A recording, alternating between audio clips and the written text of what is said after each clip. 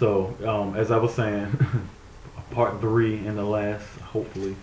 As I was saying, in prayer. As I was saying that huh? What? She's so personal. Oh my gosh, sorry. Babe. Go ahead. Go ahead. You're wasting time. Sorry. As I was saying, you know,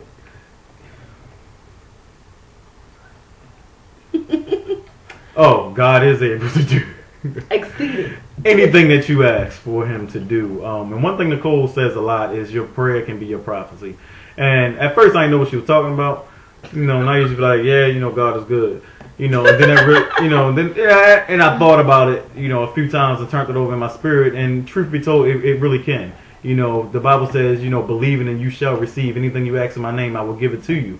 You know, so obviously prayer is a communication with God. You know, you're asking him, you're telling him, you're magnifying him, you're making him bigger than any situation that you may have. So, you know, in prayer, tell God what you want. Tell him what your heart desire.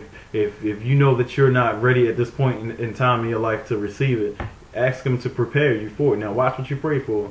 Watch what you pray for, because I prayed that I would have the gift of healing when I was 20. That was over 10 years ago, and I have been through hell and high water with my health. So you have to watch what you pray for. But whatever you pray for, you know, look at it as your prophecy. God, I prayed, I asked you for this, and I believe you're going to do it. Yes. You know, and that's what you have to do. And if he doesn't do it, know that he has something greater for you. You know what I'm saying? Somebody may be praying that a particular person may be your husband or your wife. He may have somebody else that's in Orange County, California for you. You know? Like Orange County. Cali. Or Oakland, California. Anywhere, you know what I'm saying? So you don't know, you know, you can't put God in a box. I'm telling you, you know, sometimes we feel like our feelings can get the best of us, and we'll be like, oh God, I really want that, I want that, I want that, I want that, I want that. You know, and then God give you this, you're like, oh yeah, I wanted this, I wanted this, I wanted, you know, we don't know. You know, we really don't know. You know what I'm saying? I mean, I get on my nerves sometimes because I'm like, Lord, I want this, you know. But, you know, so bottom line is I just have to encourage you to really just continue to pray, you know, continue to pray. It's not all, you know, it's not all what it's cracked up to be. You know, marriage, especially Christian marriage, is not easy. You know, and demonic attacks are real. The enemy does not want Christians to you know, get married. Divorce rates are high among Christians, sad to say. You know, but I think a lot of that has to do with people rushing, people not praying. Even the ones that did marry the person that God told them to marry, then, you know, some people just don't pray to stick together, because prayer is key. You know, and it's not easy. It's not easy to pray. As I said before, is a struggle of mine. You know, I try to pray. My goal, I want to pray, you know, at least 3 to 4 times a day, but that don't always happen. You know? And we say, I mean, and even still, like, I pray in the car. I pray all throughout the day, pretty much. But what we're talking about is that sit down and give him quality time. Mm-hmm. I mean, I'm praying all throughout the day in the car, or I could be sitting right here praying in my mind. But sometimes, you know, we have to give him that quality time, and that's really important because we say, well, I pray to God all the time, you know, this, that, and the other. So when he's saying that, of course he prays in his spirit, but I'm talking about sit down God, where I'm tuning everything out and I'm just giving you some time to, you know, to yourself. I'm turning off the TV. I'm getting off of the YouTube. I'm getting off the Facebook. I'm getting off these things. I'm not going to answer the phone. I'm going to turn it on silent, because as soon as you start to pray, the phones start going off, texts start going on, all kinds of stuff. So shutting yourself totally out to get that time where you pray and you can talk to God. That type of prayer he's talking about. And I'm feeling, you know, and I'm feeling a little shift there. Even with prayer, it's essential, you know, because a lot of things God can show you through prayer, and Yes. even your enemies.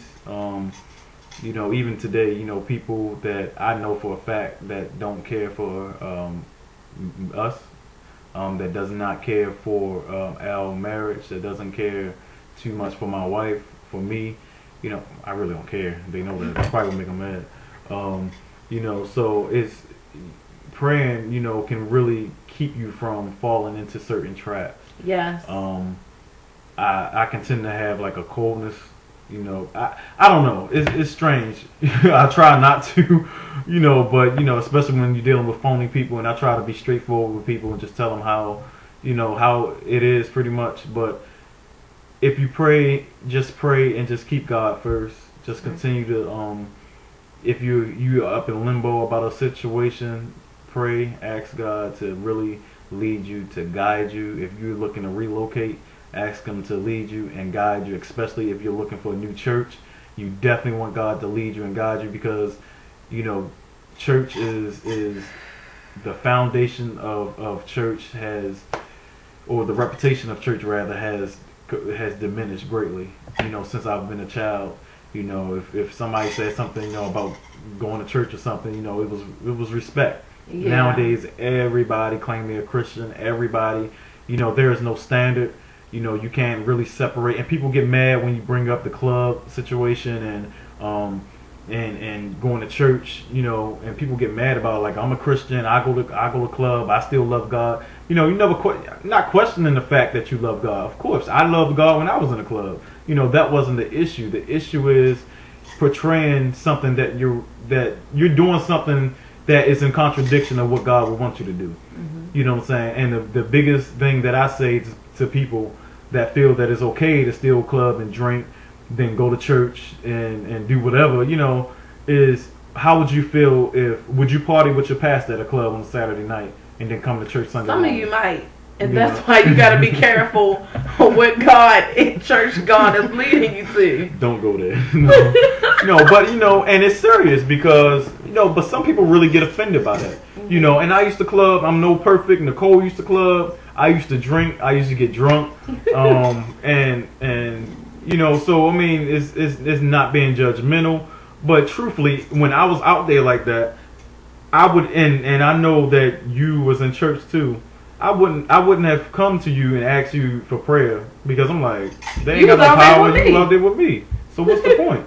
You know, so, you know, and that's my point behind it. You know, some people may not agree with it. You know, that's just in my opinion. You know, I don't think, you know, there has to be it has to be a difference between, it has to be a difference somewhere. It gotta be, you know, so. And getting married, some people, I'm sorry, and that just made me, I had to jump in there, because sometimes you would think that nobody would ever think this, but some people actually do, and I don't know why the Lord let me to think that sometimes we think that as Christians, getting married gives you a free pass to do abnormal things.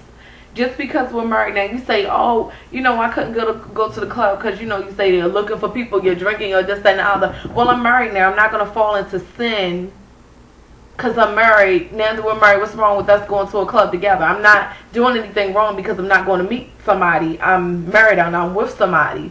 You know, I'm not going to do... Getting married doesn't give you a free pass to do those things. You have to still live a holy life. And being married, you are still... I mean, the ultimate sin is not falling and having sex. So just because you're married doesn't mean that there's no more temptation out there. And if I just get married, then all my problems and my issues and everything are over, because, like I said, it's added warfare. You're going to have things that'll come against you, there are things that'll come against, you know, you individually, and you know, that will affect you together. But even if it affects me by myself, it's still going to affect, you know, my husband. So we have to make sure that we're prayed up, that our minds are right while we're going through, so that we don't come home with an attitude. He could have, you know, all the time he was looking for a job, he could have came home like, you know, or been in the house like with this just stink attitude. You saw Why Did I Get Married Too, when dude couldn't find a job and he was just treating his wife Sheila, you know, really, you know, kind of nasty, you know, hollering at her like, will you give me some space? You know, but while he was going through that, you know, he was just like, man, you know, we sat down and talked about it. You know, man, I'm, you know, looking for a job. It gets tiresome. I'm like, you know, God gonna do it. You know, we encourage each other, but he didn't treat me mean and, you know, I want to go out the day all depressed. And you can't allow, you know, stuff to get to you. And that's the key. You really got to communicate. And men, you know, we have that we don't like to communicate. You know, women, you guys like to get it out. Nicole, communicate over communicate. She likes to, when she want to talk about it, she want to talk about it. You know, we're like, you know, I don't want to talk about it right now. Let's leave it alone. We'll talk about it later. No, I want to talk about it. I don't want to talk about it. We're going to talk about it. You know what I'm saying? So, you know, you have to have a balance.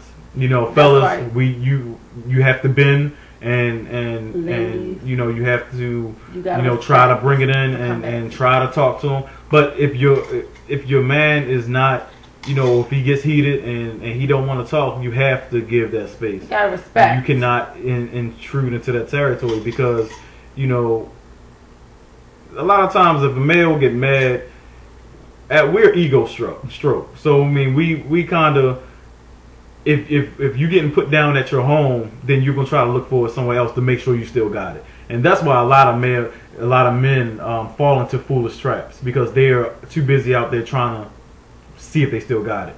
You know what I'm saying? But that's the responsibility of the wife to show us that we still have it.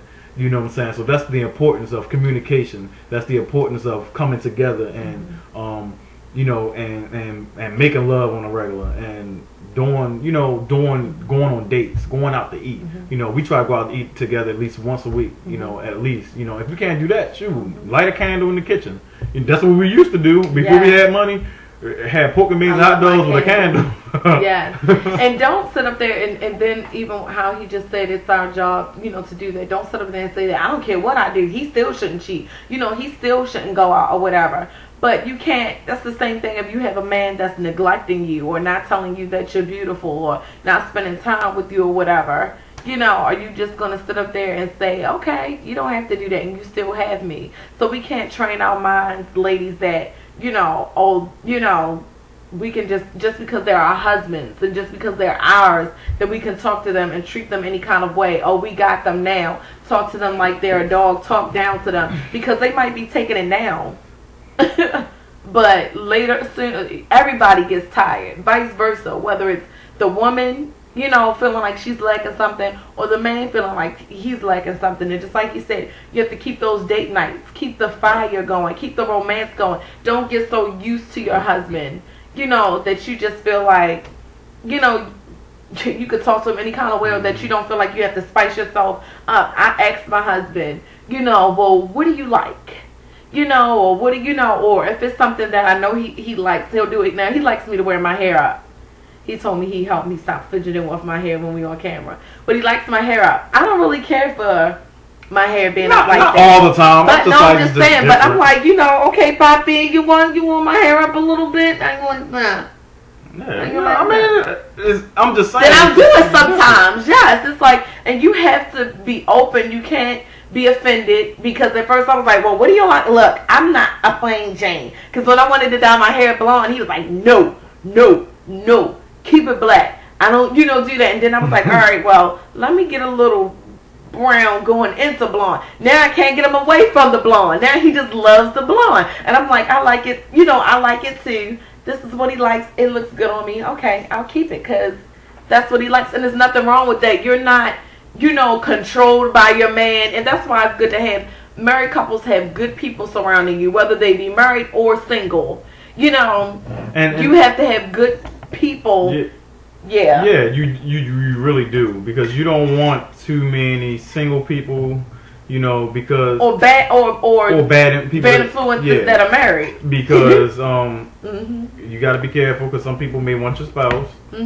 I catch a couple of people at church looking at my wife. I ain't gonna name no names. They know better. But no, I mean, like brother. Yeah, I'm not intimidated, so it's not that doesn't bother me. You know, my wife is beautiful, and she has the right, you know, to be looked at. It's not people. I don't understand that anyway. People be, oh, you looking at my wife? No. If If no, Love obviously, but don't touch. if nobody, yeah. Now you touch, then you have a problem.